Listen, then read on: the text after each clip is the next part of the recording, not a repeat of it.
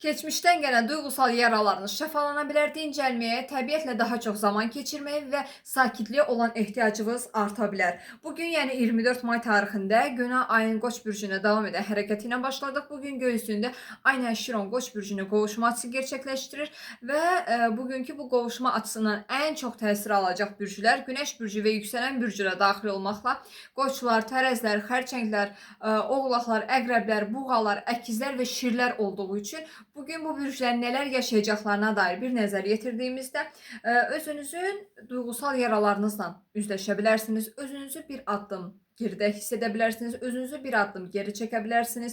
Bugün özünüzü izolə edə bilərsiniz və bir tərəfdən də özünüzü daha cəsurca ortaya qoyma istəyiniz də bugün arta bilər. Daxili dünyanızla xarici dünyanız arasında biraz çatışma yaşaya bilərsiniz bugün. İkili münasibətlərdə biraz gərginlik yaşaya bilərsiniz. O da nə ilə bağlı ola bilər? Öz ehtiyaclarınızla qarşınızdakı insanın ehtiyacları arasında tarazlıq və balans qurmağa çalışa bilərsiniz və bu mövzuda da biraz çətinlik çəkə bilərsiniz. Ailə ilə bağlı içinizə bastırdığınız duyğular bugün ortaya çıxa bilər. Eyni zamanda cəsarətlə qəlbinizi açmaq üçün bugün qarşınıza yeni bir fürsət çıxa bilər, dəyərləndirə bilərsiniz.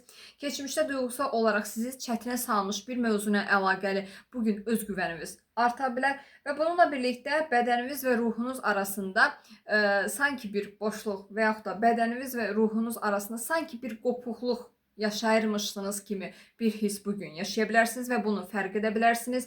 Bunun üçün də dincəlməyə, təbiətlə daha çox zaman keçirməyə və sakitliyə olan ehtiyacınız bugün bir tık arta bilər.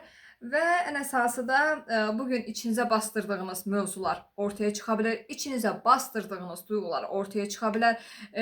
Zamanla içinizdə olmuş, içinizə dolmuş əsəb duyğuları bugün ortaya çıxa bilər və bununla birlikdə sosial çevrənizlə olan münasibətdə keçmiş yaralarınız da biraz tetiklənə bilər.